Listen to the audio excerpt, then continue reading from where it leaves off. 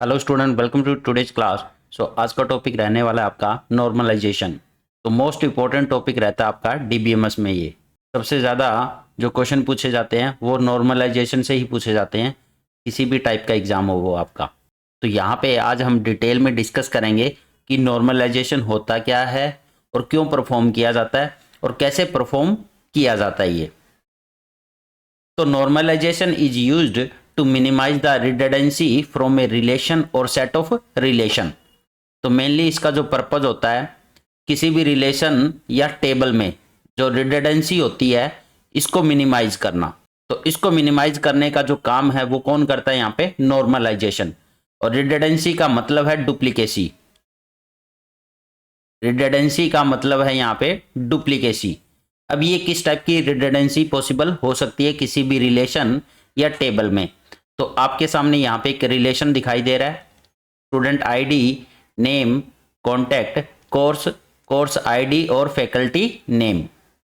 तो यहाँ पे अगर ध्यान से देखोगे आप कोर्स आईडी, कोर्स और फैकल्टी नेम में, तो ये वाली रो यहाँ पे रिपीट हो रही है। एक टाइप से रिडंडेंसी है इस वाली रो में, सेम डाटा बार बार रिपीट हो रहा है ये। अब ये हमने छोटे लेवल पे बात करी है क्योंकि हमारी जो टेबल है उसका जो साइज है वो स्मॉल है। अगर ये टेबल का साइज आपका लार्ज हो तो उस केस में ये रिडंडेंसी बहुत बड़े लेवल पे रहने वाली है फिर, क्योंकि यहाँ पे अगर आप फैकल्टी की सैलरी वाला कॉलम भी ऐड कर दो, यहाँ पे एक कॉलम और सैलरी, तो यहाँ पे इनकी faculty Python P1, course ID और फैकल्टी का नाम है F5, तो इसकी मान लो सैलरी 30,000 है। तो यहाँ पे जहाँ जहाँ F5 है वहाँ पे सैलरी कितनी आएगी? 30,000। तो यहाँ पे देखो एक और डुप्लीकेसी आ गई।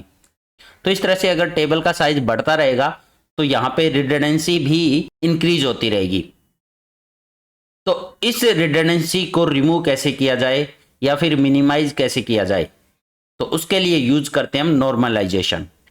और नॉर्मलाइजेशन कोई कंप्लीटली 100% डुप्लीकेसी को रिमूव नहीं करती, 100% नहीं रिडंडेंसी को रिमूव किया जा सकता, बट हम इसको मिनिमाइज कर सकते हैं 100% से कुछ कम, ये कह सकते हो यहाँ पे। तो कंप्लीटली रिमूव नहीं कर सकते हो आप किसी भी टेबल या रिलेशन में रिडंडेंसी को। अब इस रिडंडेंसी की वजह से प्रॉब्लम क्या क्या आती है, क्या क्या अनोमलीज हो सकती है? तो यहाँ पे इंसर्शन अनोमली, अपडेशन अनोमली और डिलीशन अनोमली। अब ये कुछ अनोमलीज है जो अक्कर हो सकती है बिकॉज ऑफ रिडंडेंसी, और इन्हीं को रिमूव करने के लिए, इन्हीं अनोमलीज को एलिमिनेट करने के लिए यहाँ पे नॉर्मलाइजेशन परफॉर्म किया जाता है किसी भी रिलेशन और टेबल में। अब सबसे पहले अगर हम बात करें इंसर्शन अनोमली की, तो इसका मतलब क्या है यहाँ पे? इंसर्शन अनोमलीज, तो मान लो आपके सामने ये टेबल है। अब इस टेबल में एक नया कोर्स ऐड करना आपको। यहाँ पे एक नया कोर्स आया, मान लो C++, और यहाँ पे कोर्स आईडी आपकी C1 और फैकल्टी का नाम है F7। तो ये आपने इंसर्ट कर दिया, बट अब इसके साथ में आपको यहाँ पे भी कुछ ना कुछ वैल्यू इंसर्ट करनी होगी। यहाँ पे भी हमें कोई ना कोई डमी डाटा चाहिए, क्योंकि स्टूडेंट आईडी, नेम और कॉन्टैक्ट इसी रो का पार्ट है। तो आपने कोर्स यहाँ पे ऐड कर दिया है, कोर्स की आईडी भी और फैकल्टी का नाम भी। अब इसकी वजह से आपको यहाँ पे कुछ ना कुछ वैल्यू जरूर इंसर्ट करनी होगी।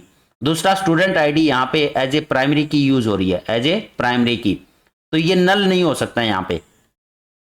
अब यहाँ पे या तो आपको डमी डाटा इंसर्ट करना होगा या फिर कोई डिफॉल्ट वैल्यू, बट इस वैल्यू की वजह से बाद में प्रॉब्लम भी क्रिएट हो सकती है, हमें कोई ना कोई प्रॉब्लम आ सकती है। तो ये होती है इंसर्शन अनोमली, कि आपने कोई कोर्स ऐड किया, अब वहां पे फोर्सफुली आप स्टूडेंट की आईडी, नेम और कॉन्टेक्ट भी वहां पे फिल कर रहे हो। ऐसे ही अगर सेकंड हम बात करें यहाँ पे डिलीशन अनोमलीज की, डिलीशन अनोमलीज, तो अब इसमें क्या होता है?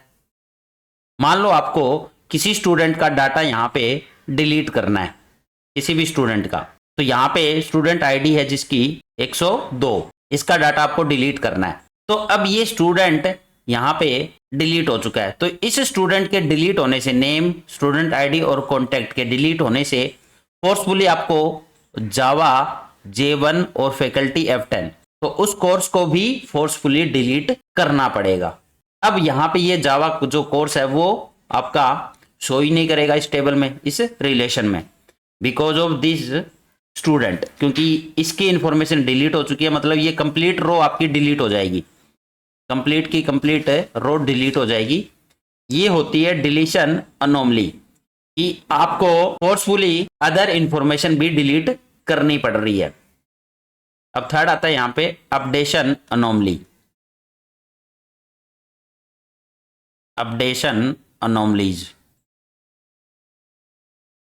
अब अपडेशन अनोमली में क्या होता है, तो यहां पे जैसे फैकल्टी F5 है, ये पाइथन कोर्स को पढ़ा रहे हैं। अब ये फैकल्टी चेंज हो गया, मान लो आपका फैकल्टी का नाम चेंज हो गया, कोई नई फैकल्टी आई, तो यहाँ पे अपडेट करना चाह रहे हो कि ये जो पाइथन है, जो कोर्स आईडी P1 है, इसको फैकल्टी F5 ना पढ़ाकर अब F1 नाम का फैकल्टी कोई आया है वो पढ़ा रहा है। तो अब क्या करना पड़ेगा आपको, जहां जहां पे F5 है उसकी जगह पे आपको अपडेट करना पड़ेगा F1। तो यहाँ पे भी F5 है, तो यहाँ पे आपको F1 करना पड़ेगा, यहाँ पे भी F5 है और यहाँ पे F1 करना पड़ेगा। मतलब कि आपको हर एक रो में जाके, उस पर्टिकुलर सेल में जाकर आपको सारी की सारी वैल्यू अपडेट करनी पड़ेगी। तो यहां पे ये होती है अपडेशन अनोमली। मान लो आप किसी जगह पे भूल गए अपडेट करना, तो वहां पे डाटा क्या हो जाएगा, इनकंसिस्टेंस। तो ये तीनों प्रॉब्लम क्रिएट होती है because of redundancy, because of redundancy या बिकॉज ऑफ डुप्लीकेसी। दूसरा, ये जो सारा डाटा है वो एक ही टेबल में ऑर्गेनाइज है आपका, जिसमें स्टूडेंट आईडी भी है, स्टूडेंट की इंफॉर्मेशन है और साथ में कोर्स आईडी है, कोर्स से रिलेटेड फैकल्टी है। अब इस टेबल को अगर आप स्मॉलर टेबल में डिवाइड कर दो, अब एक टेबल है, एक टेबल की जगह पे आप अगर 2 टेबल बना लो, 3 बना लो, तो वहां पे कुछ लेवल तक ये रिडंडेंसी आपकी मिनिमाइज हो सकती है और वहां पे ये जो अनोमलीज अकर हो रही है, इंसर्शन, डिलीशन या अपडेशन, तो इनको भी एलिमिनेट किया जा सकता है। तो नॉर्मलाइजेशन में बेसिकली यही करते हैं हम, किसी भी टेबल को 2 या 2 से ज्यादा टेबल में हम डिवाइड करते हैं यहाँ पे। तो इसी टेबल को अगर 2 टेबल में डिवाइड कर दोगे तो आपकी ये सारी रिडंडेंसी क्या हो जाएगी, रिमूव हो जाएगी। तो चलो इसको भी देखते हैं कि डिवाइड करने से कैसे रिमूव हो सकती है। तो यहाँ पे अब उस रिलेशन या उस टेबल को हमने 2 पार्ट्स में डिवाइड कर दिया, एक रिलेशन R1 और ये रिलेशन आपका R2। अब इन दोनों में जो कॉमन एट्रीब्यूट है वो आपका कोर्स आईडी है यहाँ पे, क्योंकि जब हम किसी भी रिलेशन को डिवाइड करते हैं 2 या 2 से ज़्यादा टेबल में, तो वहाँ पे कोई ना कोई एक एट्रीब्यूट का कॉमन होना ज़रूरी है। ये याद रखना DBMS में, अगर कोई एट्रीब्यूट कॉमन नहीं होगा तो आप इन दोनों को रिलेट नहीं कर सकते हो। तो ऑलवेज एक एट्रीब्यूट का कॉमन होना मस्ट है यहाँ पे। तो यहाँ पे कोर्स आईडी आपकी क्या है, दोनों में कॉमन है। अब अगर रिलेशन R1 की बात करें तो यहाँ पे स्टूडेंट आईडी आपकी as a primary key use हो रही है, एज ए प्राइमरी की, क्योंकि ये यूनिक है यहाँ पे। और रिलेशन R2 की बात करें तो यहाँ पे course ID as a primary key use हो रही है, अब एज ए प्राइमरी की P1 और J1, तो ये यूनिक रहने वाली है। अब ये कोर्स आईडी यहाँ पे रिलेशन R1 में, रिलेशन R1 में ये कोर्स आईडी क्या काम कर रही है, फिर एज ए फॉरेन की का काम कर रही है, एज ए फॉरेन की। तो ये इसको रिलेट कर रही है यहाँ पे रिलेशन R2 को।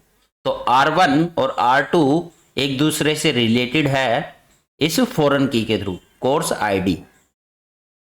अब ये कोर्स आईडी यहाँ पे फॉरेन की का काम कर रही है रिलेशन R1 में। तो इसका कॉन्सेप्ट मैंने ऑलरेडी समझाया हुआ है कि फॉरेन की होती क्या है। अब यहां पे डिवाइड करने का पर्पज क्या था, रिडंडेंसी को मिनिमाइज करना। अब देखते हैं यहाँ पे रिडंडेंसी आपकी मिनिमाइज हुई या नहीं हुई।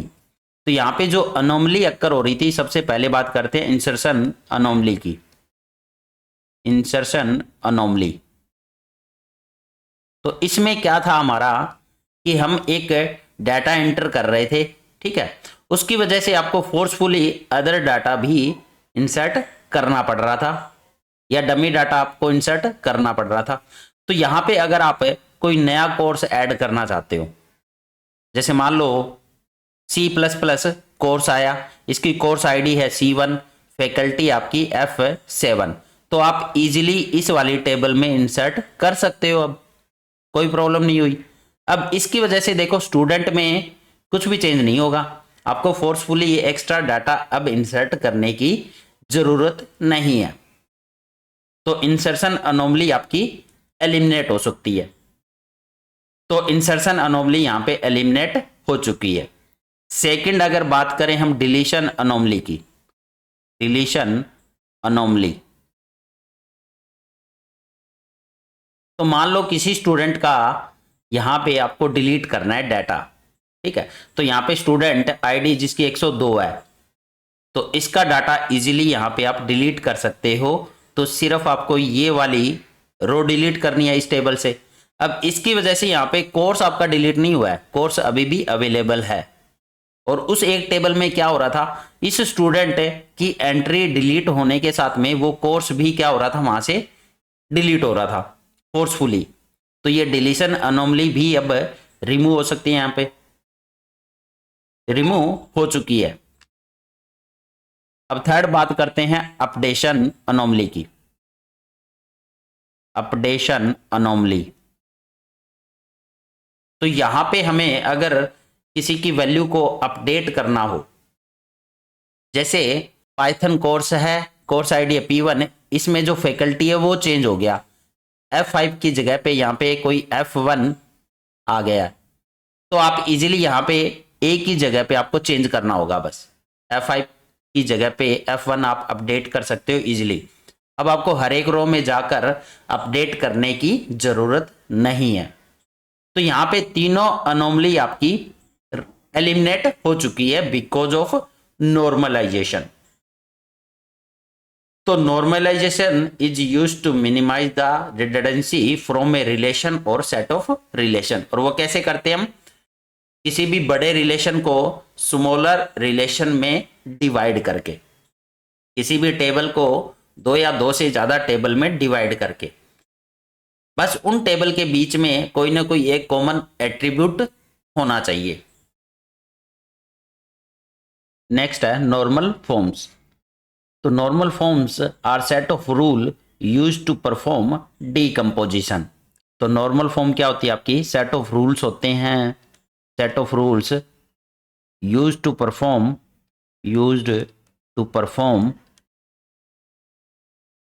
डीकम्पोजिशन। और नेक्स्ट नॉर्मल फॉर्म हमें क्या बताता है, normal form identify the position of redundancy. तो नॉर्मल फॉर्म इसलिए यूज करते हैं, एक टाइप से ये रूल है जो परफॉर्म किए जाते हैं डीकम्पोजिशन के लिए। और नॉर्मल फॉर्म आइडेंटिफाई करता है पर्टिकुलर पोजीशन जहां पे रिडंडेंसी पॉसिबल है। अब यहाँ पे कितनी नॉर्मल फॉर्म यूज होती है, तो यहाँ पे अगर हम बात करें 4 टाइप्स की नॉर्मल फॉर्म रहती है आपकी, 4 टाइप्स की। फर्स्ट आपकी first normal form, second normal form, third आपकी थर्ड नॉर्मल फॉर्म, और फोर्थ आपकी BCNF। तो यहां पे अगर हम बात करें फर्स्ट नॉर्मल फॉर्म की, फर्स्ट नॉर्मल फॉर्म,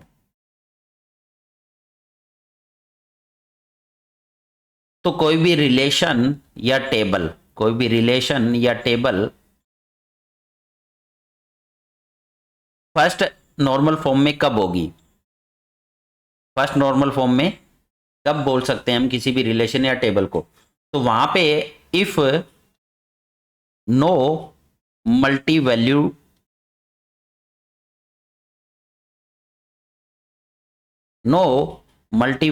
एट्रीब्यूट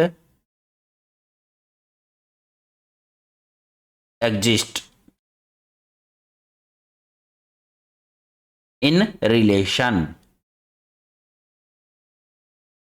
और यहां पे किसी भी रिलेशन या टेबल में अगर कोई मल्टी वैल्यू एट्रीब्यूट एग्जिस्ट नहीं कर रहे हैं तो आप उस टेबल या रिलेशन को फर्स्ट नॉर्मल फॉर्म में बोल सकते हो यहां पे। तो इसकी एक ही कंडीशन रहती है कि मल्टी वैल्यू एट्रीब्यूट नहीं होने चाहिए। तो यहाँ पे मल्टी वैल्यू एट्रीब्यूट का मतलब क्या है? तो मान लो कोई भी टेबल है, उस टेबल में फोन नंबर एट्रीब्यूट आ गया आपका, फोन नंबर। तो किसी भी स्टूडेंट के जो फोन नंबर है वो यहाँ पे एक से ज्यादा पॉसिबल है, एक से ज्यादा पॉसिबल है, क्योंकि किसी एक एट्रीब्यूट की यहाँ पे एक से ज्यादा वैल्यू पॉसिबल है, तो इसी को बोला गया मल्टी वैल्यू एट्रीब्यूट। और फोन नंबर आपके एक से ज्यादा हो सकते हैं। इसके अलावा आप एड्रेस भी मान सकते हो, एड्रेस हो सकता है आपका किसी भी स्टूडेंट का एक से ज्यादा हो। तो ऐसे एट्रीब्यूट को बोला गया यहां पे मल्टी वैल्यूड एट्रीब्यूट। अब जैसे अगर हम एक टेबल की बात करें, यहां पे स्टूडेंट आईडी, स्टूडेंट नेम, ये एट्रीब्यूट है, और ये है आपका कोर्स नेम। ये तीन एट्रीब्यूट है किसी टेबल में। अब स्टूडेंट आईडी आपकी S1 है, ये S2, ये S3। S1 में स्टूडेंट का नाम है A और इसका नाम है B और इसका भी मान A। यहाँ पे कोर्स नेम आपका C और C++। अब ये जो कोर्स नेम है यहाँ पे मल्टी वैल्यू एट्रीब्यूट है, क्योंकि कोर्स नेम में दो वैल्यू एग्जिस्ट कर रही है यहाँ पे। तो एक साथ दो वैल्यू एग्जिस्ट कर रही है कोर्स नेम में।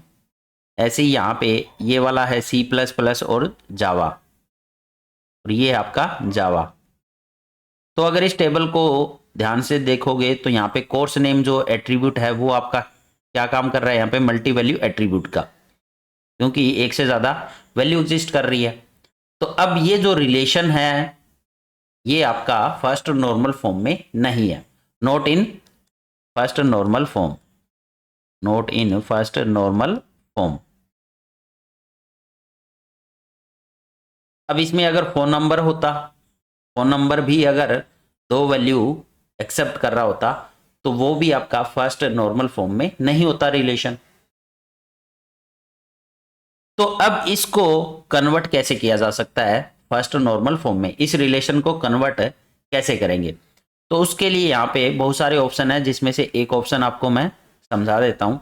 मान लो आपका SID है, ये आपका S नेम, एट्रीब्यूट आपके सेम रहेंगे यहाँ पे, ये आपका कोर्स नेम। अब स्टूडेंट आईडी यहाँ पे S1 और ये है आपका A और इसके पास कोर्स आपका C। तो इनको अलग अलग कर लो, इनको अलग अलग कर लिया हमने। ऐसे ही S2 स्टूडेंट का नाम है B, एक कोर्स है इसके पास में C++ और दूसरा कोर्स S2B और कोर्स आपका जावा।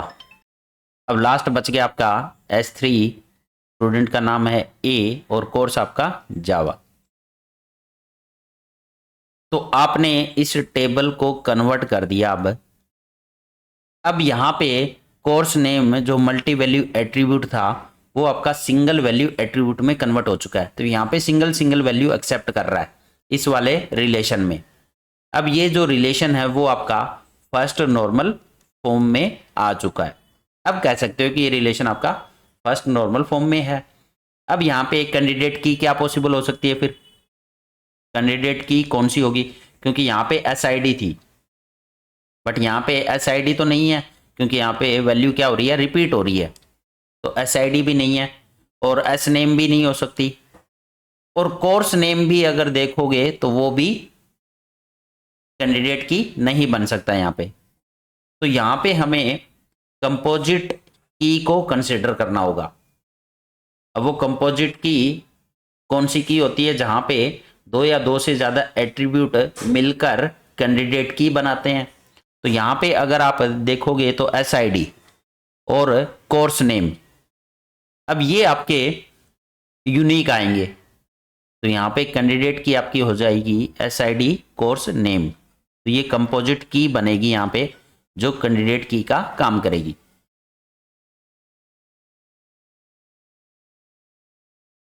अब यहाँ पे SID S नेम, ये कैंडिडेट की नहीं ले सकते हो क्योंकि SID S नेम देखोगे तो ये सेम है और ये भी सेम है, तो दो रो में कोई भी वैल्यू सेम नहीं हो सकती, यूनिक होनी चाहिए।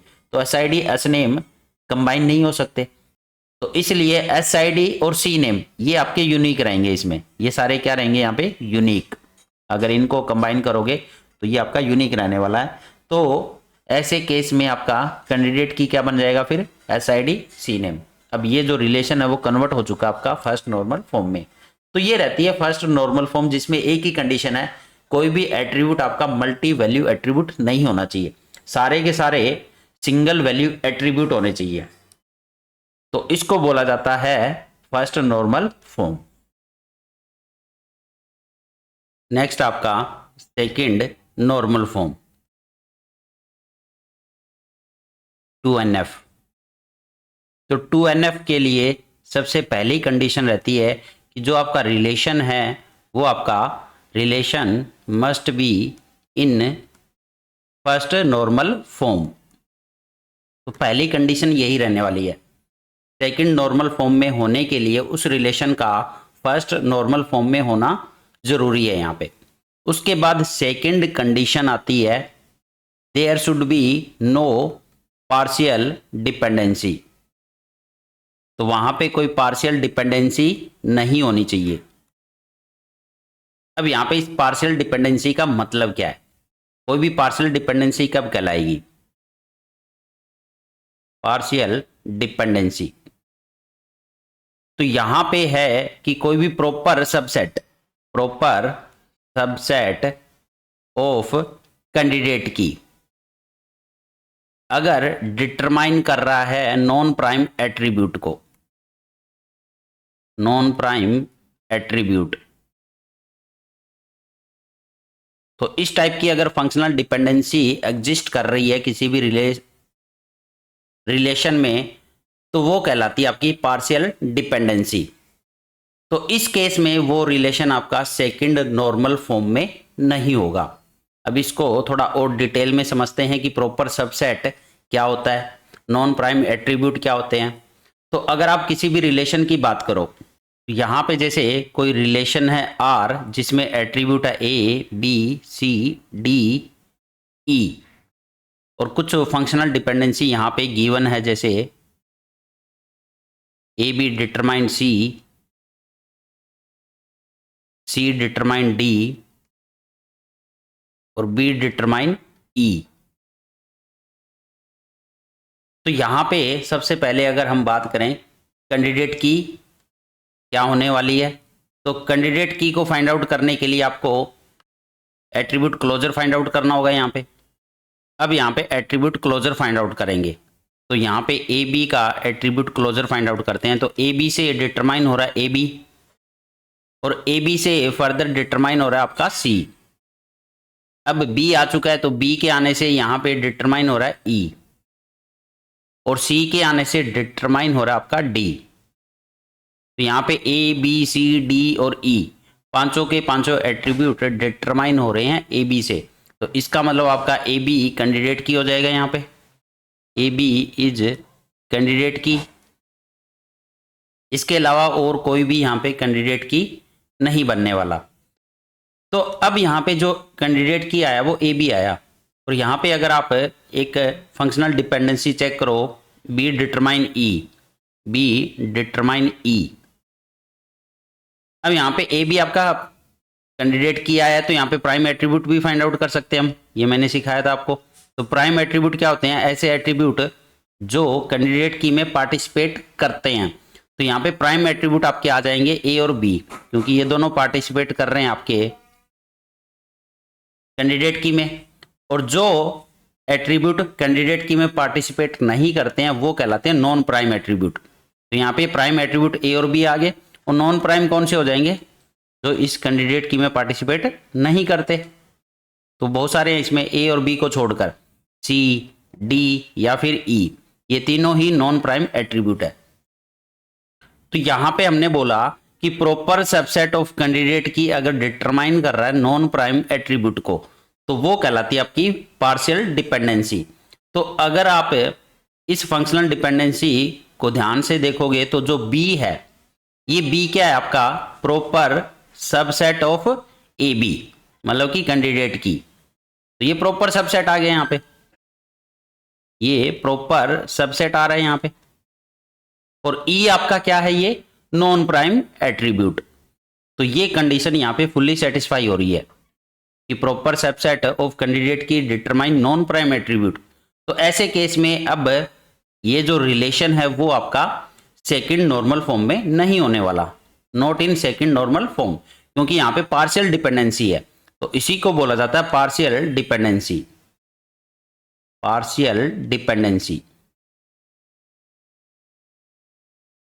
और अगर आप इस वाले फंक्शनल डिपेंडेंसी की बात करो, A B determine C, A B determine C, तो यहां पे अगर आप ए बी चेक करोगे तो ये आपका कैंडिडेट की है, ना कि प्रॉपर सबसेट है, क्योंकि ए बी क्या है यहाँ पे, कैंडिडेट की। तो ये फुल्ली डिपेंडेंसी है।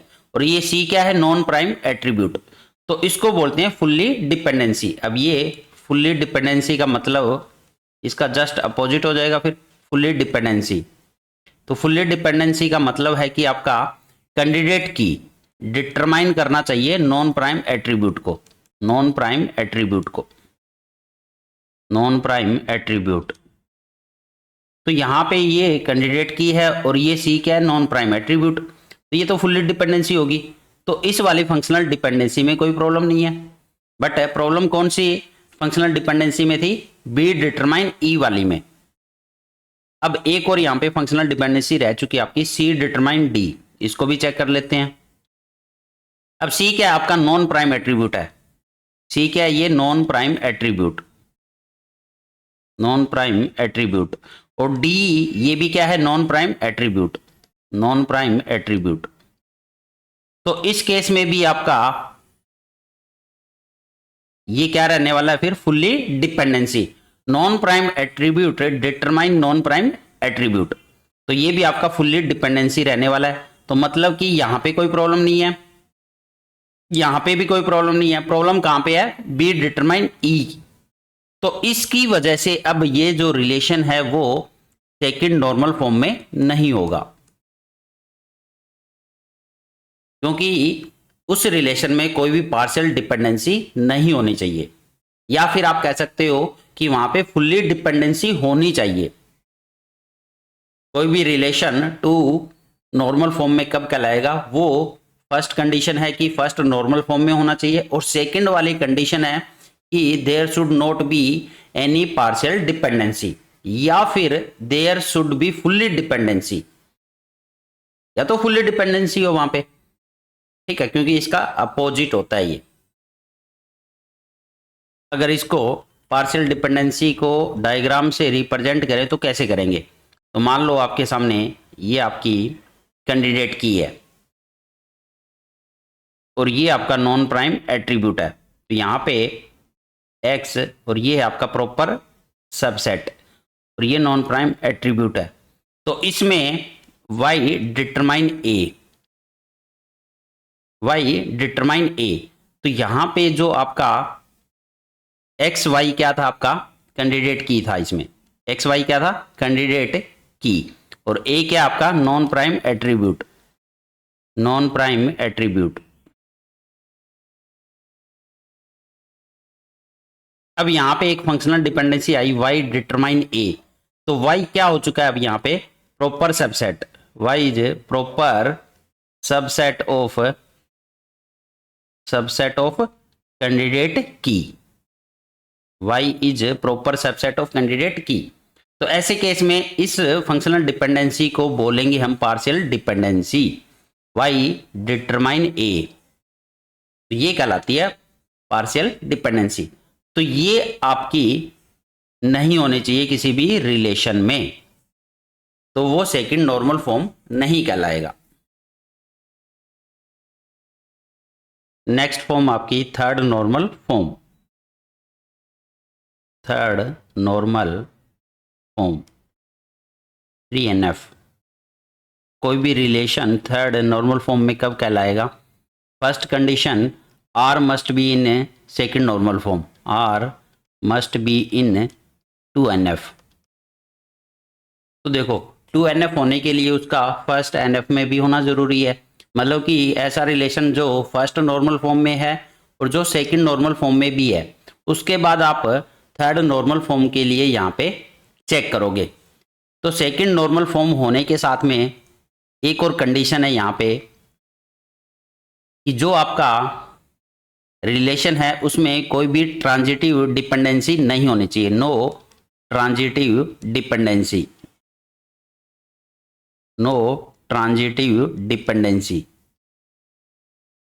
For non prime attribute, for non prime attributes. तो उस रिलेशन को हम बोलेंगे कि वो थर्ड नॉर्मल फॉर्म में है। अब यहां पे नो ट्रांजिटिव डिपेंडेंसी, तो इसका मतलब क्या है? तो देखो अगर एग्जांपल की बात करें कि ट्रांजिटिव डिपेंडेंसी क्या होती है, जैसे मान लो ए डिटरमाइन बी है और बी डिटरमाइन सी, तो यहां से ए डिटरमाइन सी, अब ये कहलाता है आपका ट्रांजिटिव डिपेंडेंसी। तो इस टाइप की डिपेंडेंसी अगर एग्जिस्ट कर रही है किसी भी रिलेशन में, तो वो रिलेशन आपका थर्ड नॉर्मल फॉर्म में नहीं होगा। अब यहां पे ए डिटरमाइन सी, अब ए आपका नॉन प्राइम एट्रीब्यूट है, ए क्या आपका नॉन प्राइम एट्रीब्यूट, और सी ये भी क्या है नॉन प्राइम एट्रीब्यूट। तो non prime attribute determine non prime attribute, तो ये रिलेशन आपका थर्ड नॉर्मल फॉर्म में नहीं कहलाएगा। इसीलिए यहां पे लिखा है no transitive dependency for non prime attribute. तो नॉन प्राइम एट्रीब्यूट के लिए ट्रांजिटिव डिपेंडेंसी नहीं होनी चाहिए।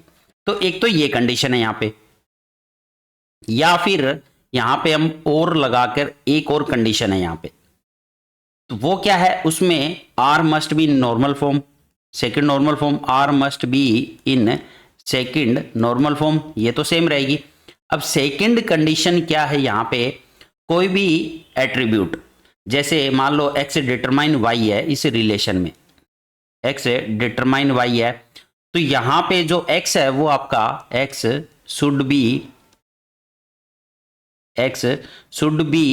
कैंडिडेट की और सुपर की। तो एक्स डिटरमाइन वाई, तो इसमें एक्स जो होना चाहिए वो या तो आपका कैंडिडेट की होना चाहिए या फिर आपका सुपर की हो। अब सेकंड पार्ट में एक और ऑप्शन है कि एक्स आपका कैंडिडेट की या सुपर की होना चाहिए। अगर ये नहीं है तो यहां पे वाई शुड बी आपका prime attribute, why should be prime attribute, prime attribute. तो उस रिलेशन को हम बोलेंगे थर्ड नॉर्मल फॉर्म में है वो। तो इन दोनों में से आपका कोई भी कंडीशन एक अगर ट्रू होती है तो वो रिलेशन कहलाता है थर्ड नॉर्मल फॉर्म में। तो चलो इसको एग्जांपल से समझते हैं। अब जैसे मान लो कोई रिलेशन है आर जिसमें एट्रीब्यूट आपका ए बी सी और आपका डी।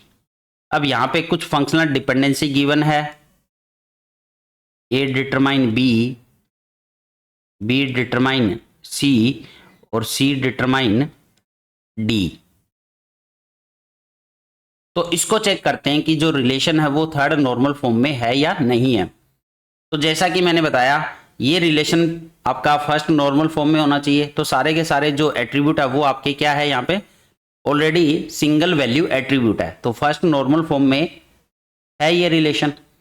सेकंड नॉर्मल फॉर्म की बात करें तो यहाँ पे कोई भी पार्शियल डिपेंडेंसी नहीं होनी चाहिए। उसके लिए आपको चेक करना होगा यहाँ पे कैंडिडेट की को पहले। तो ए का एट्रीब्यूट निकालते हैं, ए का एट्रीब्यूट निकाला, एट्रीब्यूट क्लोजर, तो ए से ए, अब ए से डिटरमाइन और आपका बी, बी से सी और सी से आपका डी।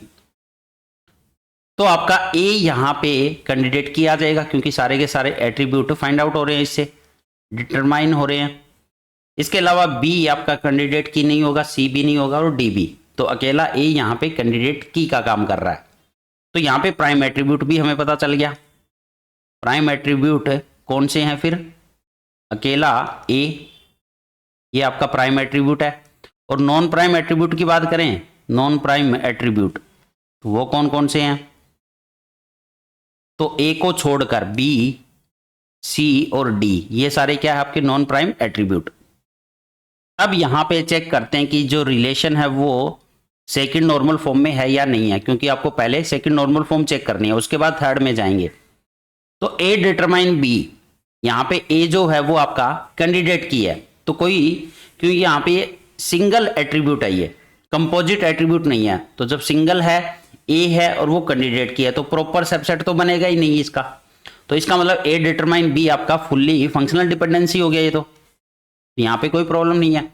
अब देखो बी डिटरमाइन सी, अब बी आपका क्या है, यहां पे कोई प्रॉपर सबसेट नहीं है ये, तो एक टाइप से बी आपका क्या है यहां पे नॉन प्राइम एट्रीब्यूट, ये नॉन प्राइम है, और सी ये भी नॉन प्राइम है। तो मैंने बताया था आपको अगर नॉन प्राइम एट्रीब्यूट हो और डिटरमाइन कर रहा हूं नॉन प्राइम एट्रीब्यूट को, तो वो क्या होता है आपका सेकंड नॉर्मल फॉर्म में होता है, तो यहां पे भी कोई प्रॉब्लम नहीं है। ऐसे ही अगर आप चेक करो सी डिटरमाइन डी, तो यहां पे फिर से ये नॉन प्राइम एट्रीब्यूट है और ये भी क्या नॉन प्राइम एट्रीब्यूट, तो यहां पे भी कोई पार्शियल डिपेंडेंसी नहीं है, तो ये रिलेशन आपका सेकंड नॉर्मल फॉर्म में भी है, तो यहां तक कोई प्रॉब्लम नहीं आई। अब चेक करेंगे कि क्या ये रिलेशन थर्ड नॉर्मल फॉर्म में है या नहीं है। अब इसको चेक करते हैं थर्ड नॉर्मल फॉर्म के लिए। तो ये कंडीशन आपकी पहली वाली ट्रू हो चुकी है। अब सेकंड वाली में देखो x should be candidate key, तो ए डिटरमाइन बी, ए डिटरमाइन बी, इसके अंदर आप चेक करोगे ए क्या है आपका कैंडिडेट की है यहां पे, तो इसका मतलब यहां पे कोई प्रॉब्लम नहीं है। Second B determine C, B determine C, अब आपका बी जो है वो या तो कैंडिडेट की होना चाहिए या सुपर की, तो बी आपका कैंडिडेट की नहीं है इस केस में। चलो फिर भी यहाँ पे एक और ऑप्शन है कि आपका जो y है वो आपका प्राइम एट्रीब्यूट होना चाहिए, तो यहाँ पे देखो ये जो c है वो आपका प्राइम भी नहीं है, तो इसका मतलब यहाँ पे प्रॉब्लम है। तो इसकी वजह से बी डिटरमाइन सी की वजह से अब ये जो रिलेशन है वो आपका थर्ड नॉर्मल फॉर्म में नहीं है। इसके अलावा आप यहाँ पे भी चेक कर सकते हो सी डिटरमाइन डी, अब ये जो सी है वो आपका ना तो कैंडिडेट की है ना सुपर की है, और डी की बात करें तो डी आपका प्राइम एट्रीब्यूट भी नहीं है, तो मतलब दोनों में से कोई भी कंडीशन यहाँ पे ट्रू नहीं हो रही, तो इस वाली में भी प्रॉब्लम है। तो एक टाइप से यहां पे और यहां पे दोनों में क्या है ट्रांजिटिव डिपेंडेंसी है, तो इस वजह से अब ये रिलेशन है वो आपका थर्ड नॉर्मल फॉर्म में नहीं है।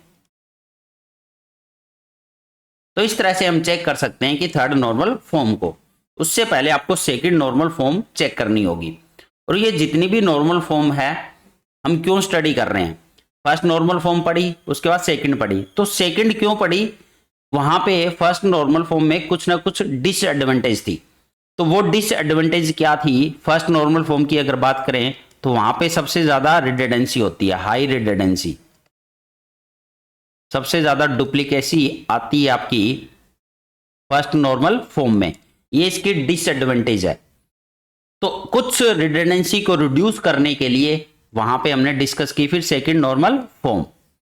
अब उसके बाद फिर थर्ड नॉर्मल फॉर्म क्यों डिस्कस कर रहे हैं, अब सेकंड नॉर्मल फॉर्म में भी रिडंडेंसी है वो अभी भी है, ठीक है, बट अगर दोनों में कंपेयर करोगे फर्स्ट और सेकंड में, तो फर्स्ट में सबसे ज्यादा हाई रिडंडेंसी, यहाँ पे लो रिडंडेंसी है, फिर ये कह सकते हो as compare to first normal form low redundancy.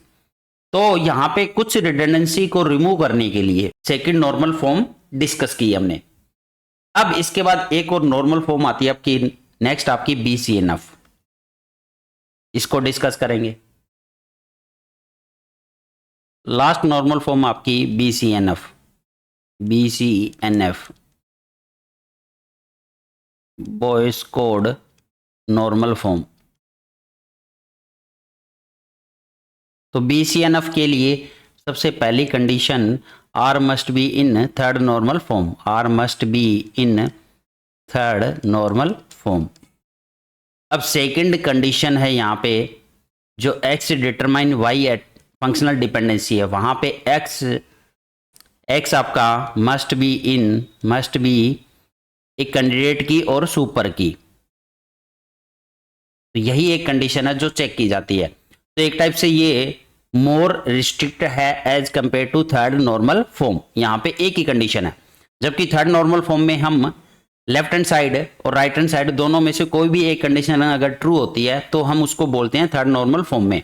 तो यहाँ पे सिर्फ आपको एक्स को चेक करना है, वाई को चेक नहीं करना, जबकि थर्ड नॉर्मल फॉर्म में वाई भी चेक किया जाता है। अगर एक्स सेटिस्फाई नहीं कर रहा है कंडीशन तो हो सकता है वाई आपका प्राइम एट्रीब्यूट हो, बट अब आपको एक्स पे ही रहना है यहाँ पे।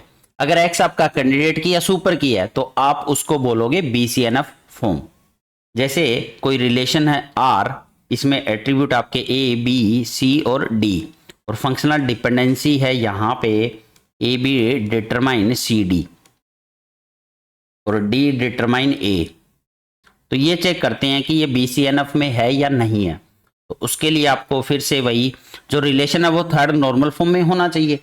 तो थर्ड नॉर्मल फॉर्म के लिए हम क्या चेक करते हैं, तो यहाँ पे ये x है, ये आपका y है, तो x आपका कैंडिडेट की या सुपर की होना चाहिए, या फिर y जो है वो आपका प्राइम एट्रीब्यूट होना चाहिए। तो पहले इसकी कैंडिडेट की फाइंड आउट करते हैं। तो ए बी का एट्रीब्यूट क्लोजर निकालते हैं। यहाँ पे ए बी से डिटरमाइन होगा ए बी आया है तो सी डी भी आ जाएगा, और डी आया तो ए आ जाएगा। But A B C D चारों एट्रीब्यूट आ चुके हैं, तो इसका मतलब ए बी यहाँ पे क्या हो जाएगा आपका कैंडिडेट की, ए बी इज कैंडिडेट की।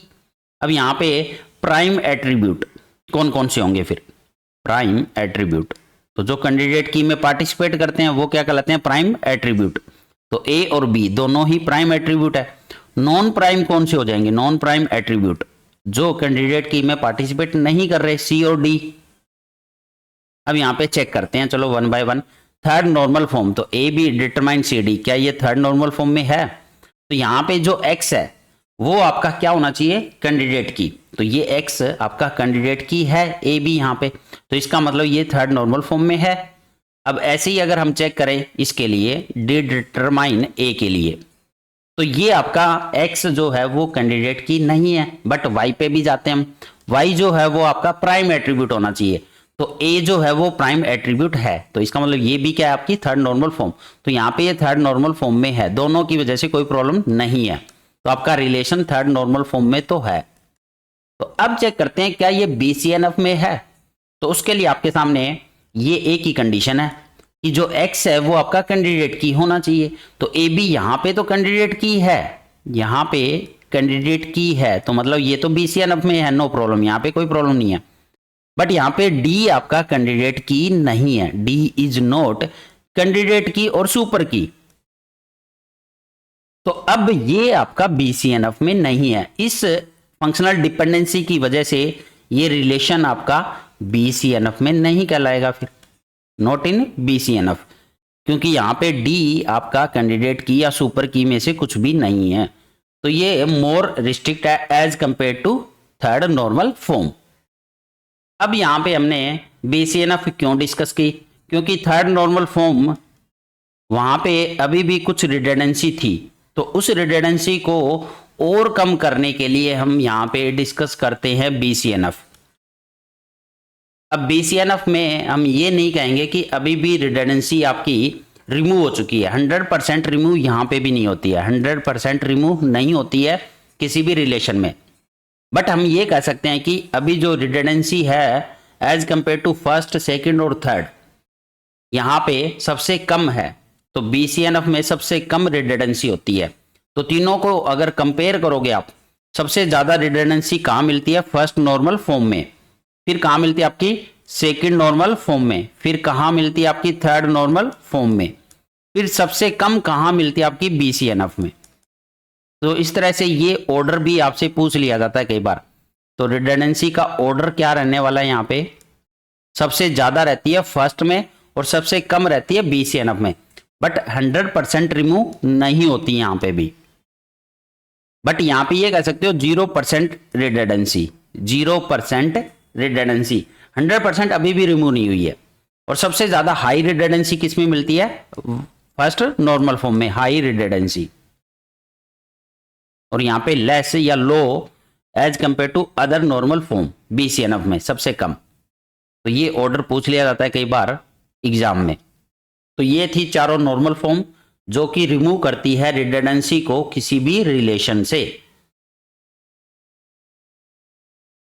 अब यहाँ पे नॉर्मल फॉर्म से रिलेटेड जो एमसीक्यू पूछे गए हैं किसी भी एग्जाम में वो डिस्कस करेंगे। तो पहला क्वेश्चन है, एक रिलेशन गिवन है जिसमें 4 एट्रीब्यूट आपके ए बी सी और डी, और ये सारे एट्रीब्यूट आपके एटॉमिक है, मतलब कि मल्टी वैल्यू एट्रीब्यूट नहीं है। और यहाँ पे फंक्शनल डिपेंडेंसी गिवन है, ए डिटरमाइन सी और बी डिटरमाइन डी, ये 2 फंक्शनल डिपेंडेंसी गिवन है। अब बताना ये जो रिलेशन है वो आपका फर्स्ट नॉर्मल फॉर्म में है या सेकंड में या थर्ड में या बोथ। तो देखो रिलेशन गिवन है आपको ए बी सी और डी, ये 4 एट्रीब्यूट है, और यहाँ पे फंक्शनल डिपेंडेंसी गिवन है ए डिटरमाइन सी और बी डिटरमाइन डी। तो यहाँ पे कैंडिडेट की फाइंड आउट करते हैं, तो ए का क्लोजर निकालते हैं। ए का क्लोजर आएगा आपका ए, और ए से मिला हमें सी। अब ऐसे ही अगर बी का क्लोजर निकालें तो बी से मिला हमें बी, और बी से मिलेगा डी। तो यहाँ पे अगर आप चेक करो तो कैंडिडेट की ना तो ए है ना बी है, क्योंकि दोनों ही यहाँ पे सारे के सारे एट्रीब्यूट डिटरमाइन नहीं कर पा रही। तो यहाँ पे कैंडिडेट की क्या हो सकती है, अगर आप ए में बी ऐड कर दो, ठीक है, तो यहाँ पे ए बी से डिटरमाइन होगा ए बी। अब ए की वजह से यहाँ पे आ जाएगा सी और बी की वजह से आ जाएगा डी। तो इस टाइम पे ए बी आपकी कैंडिडेट की बन जाएगी, A B is candidate key. तो ए बी आपकी कैंडिडेट की है। अब ऐसे केस में अगर हम यहाँ पे चेक करें, क्योंकि ये एटॉमिक वैल्यू है तो ऑब्वियस ही बात है कि फर्स्ट नॉर्मल फॉर्म में तो है ये already in first normal form. But अब चेक कर रहे हैं हम यहाँ पे सेकंड नॉर्मल फॉर्म के लिए। सेकंड नॉर्मल फॉर्म क्या कहती है, जो भी आपका x डिटरमाइन y होता है, तो आपका ये जो x है ये आपका फुल्ली डिपेंडेंसी होनी चाहिए, यहाँ पे पार्शियल डिपेंडेंसी नहीं होनी चाहिए। तो उसको कैसे डिटरमाइन करते हैं कि जो x है वो आपका प्रॉपर सबसेट ना हो कैंडिडेट की का, और y आपका क्या होना चाहिए यहाँ पे नॉन प्राइम एट्रीब्यूट। तो अब देखो यहाँ पे a डिटरमाइन c, तो a जो है वो आपका इसका प्रॉपर सबसेट बन गया, ये तो ए बी का प्रॉपर सबसेट है, तो यहाँ पे आपकी पार्शियल डिपेंडेंसी है। ऐसे ही अगर आप चेक करोगे बी डिटरमाइन डी, तो बी आपका फिर से क्या बन गया proper subset of candidate key. तो इसका मतलब यहाँ पे भी आपकी पार्शियल डिपेंडेंसी है और इसमें भी पार्शियल डिपेंडेंसी है। तो ये सेकंड नॉर्मल फॉर्म में भी नहीं है, तो ये फर्स्ट नॉर्मल फॉर्म में है but not in second normal form. तो आंसर हो जाएगा आपका ए। तो इस तरह से चेक करते हैं, और ये यूजीसी नेट में पूछा गया क्वेश्चन आपका। नेक्स्ट है, a function that has no partial functional dependency is in, तो कौन सी नॉर्मल फॉर्म में होगा, अगर उसमें कोई भी पार्शियल डिपेंडेंसी नहीं है तो वो होता है आपका सेकंड नॉर्मल फॉर्म में। तो ऑब्वियस ही बात है सेकंड नॉर्मल फॉर्म की मिनिमम कंडीशन है कि there should be no partial dependency, तो इसका आंसर हो जाएगा सेकंड वाला। नेक्स्ट है, if one attribute is determinate of second which in turn is determinate of third then the relation can not be. तो देखो ये वो वाली, तो ये ए डिटरमाइन बी और बी डिटरमाइन सी कुछ इस तरह से बात कर रहा है। तो ऐसे केस में आपकी वहां पे ट्रांजिटिव डिपेंडेंसी एग्जिस्ट करती है, तो उस केस में वो रिलेशन थर्ड नॉर्मल फॉर्म में नहीं हो सकता आपका। तो आंसर हो जाएगा third normal form, the relation can not B in third normal form, क्योंकि ये क्या रिप्रेजेंट करता है आपका ट्रांजिटिव डिपेंडेंसी, ट्रांजिटिव डिपेंडेंसी को रिप्रेजेंट करता है।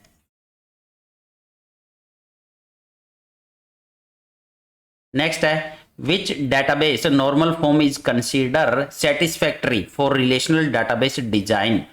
तो यहाँ पे बहुत सारी नॉर्मल फॉर्म है, तो इनमें से जो थर्ड नॉर्मल फॉर्म होती है ये मोस्ट सेटिस्फैक्टरी मानी जाती है किसी भी रिलेशनल डाटाबेस डिजाइन के लिए, या मोस्ट एक्यूरेट नॉर्मल फॉर्म है। ये जो थर्ड नॉर्मल फॉर्म होती है वो most accurate normal form consider होती है for a database design normal form.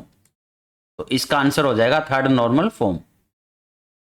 तो यहाँ पे BCNF भी गिवन होता अगर, तो भी आंसर आपका क्या होता, थर्ड नॉर्मल फॉर्म। तो सभी नॉर्मल फॉर्म में जो आपकी थर्ड वाली नॉर्मल फॉर्म है वो मोस्ट एक्यूरेट और सेटिस्फैक्टरी कंसिडर होती है फॉर रिलेशनल डाटाबेस डिजाइन।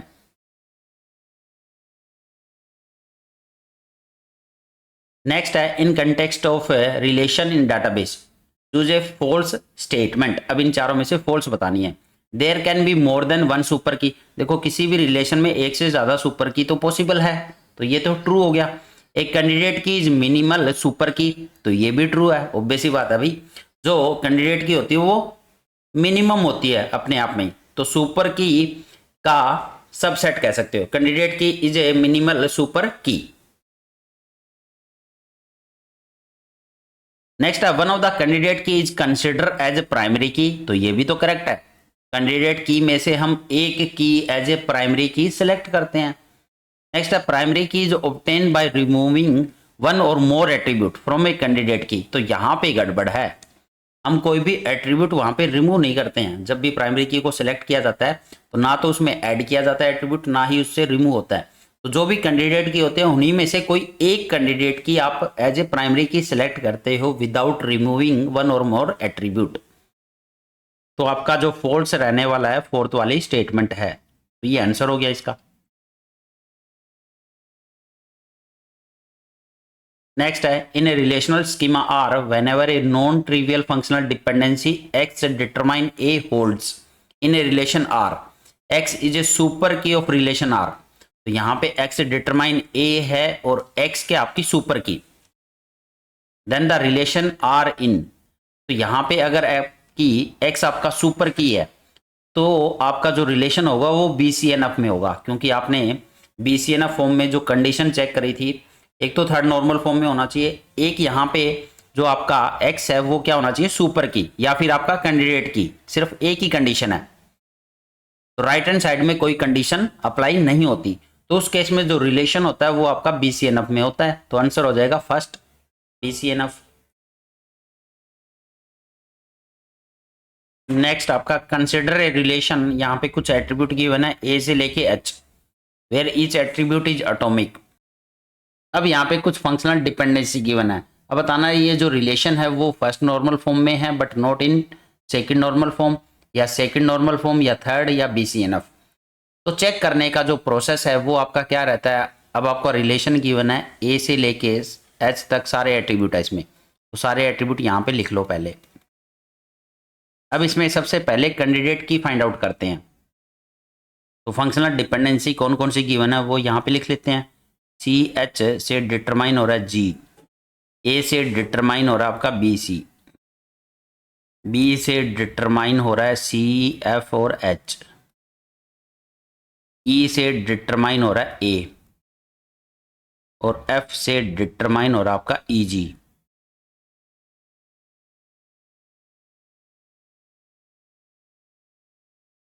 तो यहां पे अगर हम एट्रीब्यूट क्लोजर फाइंड आउट करें CH का, सबसे पहले जो फंक्शनल डिपेंडेंसी की, तो सबसे पहले जो फंक्शनल डिपेंडेंसी गिवन है CH डिटरमाइन G, तो CH का एट्रीब्यूट क्लोजर, तो CH से CH मिला, उसके बाद G आ जाएगा यहाँ पे। इसके अलावा क्या आ सकते हैं यहाँ पे, तो यहाँ पे आपका स्टॉप हो जाता है ये, क्योंकि C और H और G यहाँ पे कहीं पे भी आपका लेफ्ट हैंड साइड में नहीं आया ये, तो ये तो आपका कैंडिडेट की नहीं होने वाला।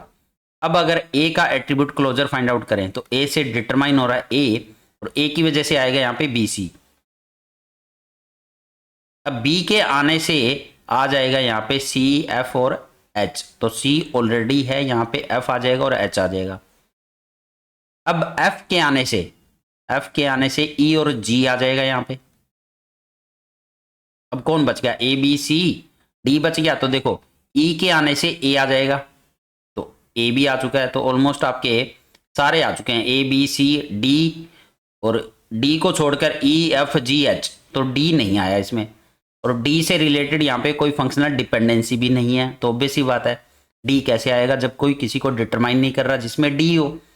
तो यहाँ पे A आपकी कैंडिडेट की नहीं है, क्योंकि A से सारे डिटरमाइन नहीं हो रहे। बट अगर आप A में D को ऐड कर दो तो इस टाइम पे सारे के सारे डिटरमाइन हो जाएंगे। तो प्रॉपर्टी है फंक्शनल डिपेंडेंसी की, यहाँ पे जी।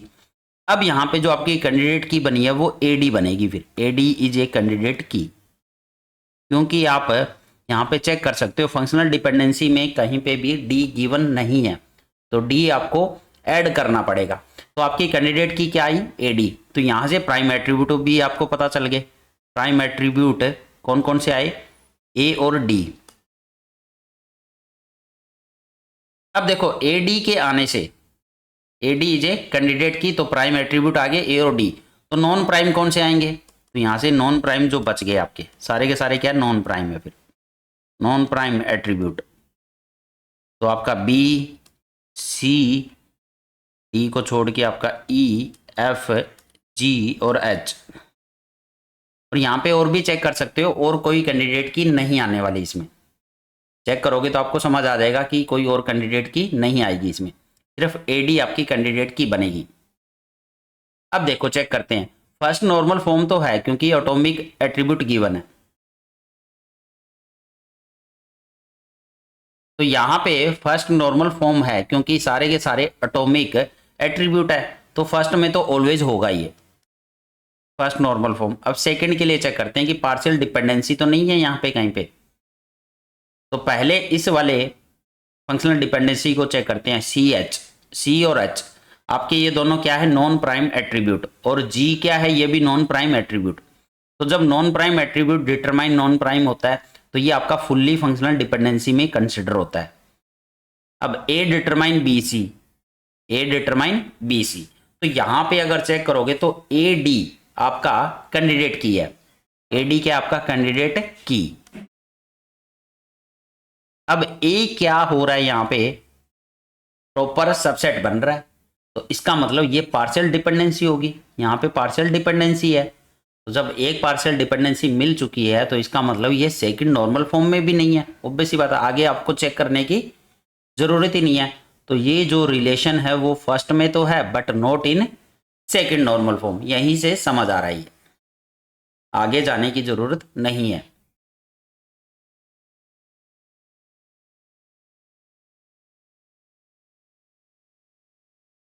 नेक्स्ट आपका a relation in which every non key attribute is fully functional dependent on the primary key and which has no transitive dependency.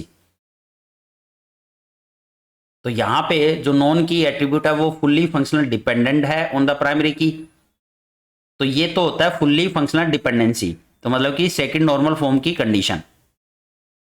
तो फर्स्ट वाला जो ये गिवन है ये क्या आपका सेकंड नॉर्मल फॉर्म को फुलफिल कर रहा है, और विच एज नो ट्रांजिटिव डिपेंडेंसी, तो ये कर रहा है थर्ड नॉर्मल फॉर्म को।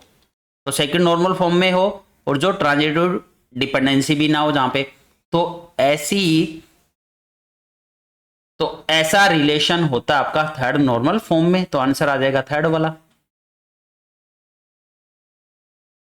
Which of the following is true, every relation in 2NF is also in BCNF। तो ऑब्वियस सी बात है, तो यहां पे ट्रू बताना आपको। देखो ये कह रहा है कि कोई भी रिलेशन अगर 2NF में है तो वो BCNF में भी होगा, तो भाई ऐसा तो कहीं नहीं लिखा, फिर 2NF वाला BCNF में कैसे हो सकता है, जरूरी तो नहीं है कि ऑलवेज होगा ये, ठीक है। तो ये आपकी गलत है स्टेटमेंट। नेक्स्ट कह रहा है a relation R is in 3NF if every non prime attribute of R is fully functionally dependent on every key of R। तो ये वाली जो डेफिनेशन है वो 2NF के लिए है। भाई वहां पे नॉन प्राइम एट्रीब्यूट क्या होते हैं, फुल्ली डिपेंडेंट होते हैं प्राइमरी की या कैंडिडेट की पे, तो ये 3NF तो होता ही नहीं। अब इसके साथ में अगर वो कहता है कि एंड नो ट्रांजिटिव डिपेंडेंसी, तो आप कहते हैं कि रिलेशन थर्ड नॉर्मल फॉर्म में है, तो ये तो सेकंड नॉर्मल फॉर्म की डेफिनेशन है, तो ये भी क्या हो गया आपका गलत। पहले वाला भी गलत है, सेकंड वाला भी। Every relation in BCNF is also in 3NF, तो ये करेक्ट है क्योंकि BCNF होने के लिए उसको थर्ड नॉर्मल फॉर्म में तो होना पड़ेगा ही ना, ये तो मिनिमम कंडीशन है थर्ड नॉर्मल फॉर्म। उसके बाद हम फर्दर एक और कंडीशन चेक करते हैं, तब वो रिलेशन BCNF में होता है वहां पे। तो ये आपकी करेक्ट स्टेटमेंट है कि जो BCNF में है वो थर्ड नॉर्मल फॉर्म में भी होगा। No relation can be in both BCNF और 3NF। तो ये ऐसा गलत है भाई। हो सकता है कोई भी रिलेशन वो थर्ड नॉर्मल फॉर्म में भी है और वो BCNF में, तो कोई बड़ी डील नहीं है, ये दोनों हो सकते हैं एक साथ। तो यहाँ पे आपको ट्रू बताना है। ट्रू कौन सा है फिर? सी वाला, every relation in BCNF is also in third normal form.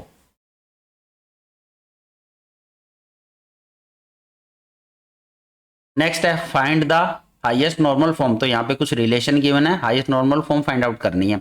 तो देखो रिलेशन में 5 एट्रीब्यूट है, तो यहाँ पे फंक्शनल डिपेंडेंसी गिवन है।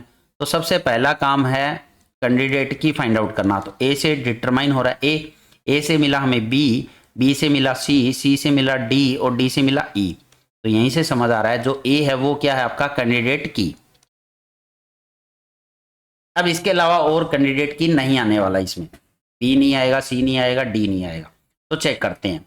सबसे पहले ये फर्स्ट नॉर्मल फॉर्म में तो होता ही होता है, ठीक है, फर्स्ट तो है क्योंकि एटॉमिक वैल्यू कंसिडर करके ही चलते हैं हम ऐसे क्वेश्चन में। सेकंड नॉर्मल फॉर्म के लिए यहाँ पे चेक करना होगा ए डिटरमाइन बी। तो ये जो ए है वो आपका ऑब्वियस सी बात है कैंडिडेट की है, सबसेट तो बनेगा ही नहीं, सिंगल एट्रीब्यूट है। तो ये तो यहाँ पे ए डिटरमाइन बी, ये क्या है आपका फुल्ली डिपेंडेंसी। दूसरा यहां से हमें पता भी चल रहा है कि प्राइम एट्रीब्यूट अकेला कौन है?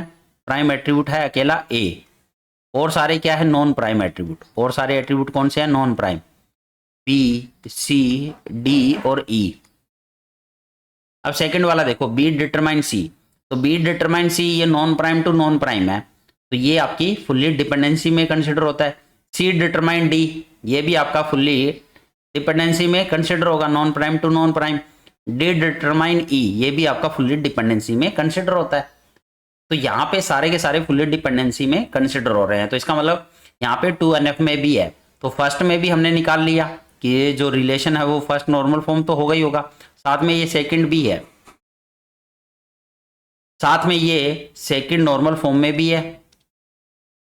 अब हमें चेक करना है थर्ड नॉर्मल फॉर्म। तो देखो ए डिटरमाइन बी, यहाँ पे हमने चेक किया ए डिटरमाइन बी, ए क्या आपका कैंडिडेट की है, तो यहां पे कोई प्रॉब्लम नहीं है, यहां पे कोई प्रॉब्लम नहीं है।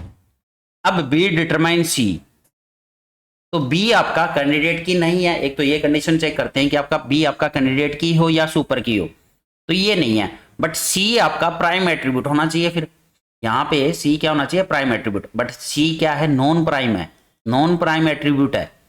तो ना तो बी आपका कैंडिडेट की या सुपर की है, ना आपका सी प्राइम एट्रीब्यूट है, तो मतलब यहां पे प्रॉब्लम है। अब यहीं से पता चल रहा है कि ये थर्ड नॉर्मल फॉर्म में नहीं होगा ये रिलेशन। अब आगे आपको फर्दर चेक करने की जरूरत ही नहीं है, चेक करना चाहो तो चेक कर सकते हो, बट आपको एक कंडीशन मिल चुकी है जो थर्ड नॉर्मल फॉर्म को सेटिस्फाई नहीं कर रही। तो इसका मतलब इसकी जो हाईएस्ट नॉर्मल फॉर्म होगी वो क्या होगी? सेकंड नॉर्मल फॉर्म, क्योंकि थर्ड तक ये जा ही नहीं रहा है यहाँ पे। तो ऑब्वियस सी बात है सेकंड नॉर्मल फॉर्म इसका आंसर आ जाएगा आपका, थर्ड में तो है ही नहीं है।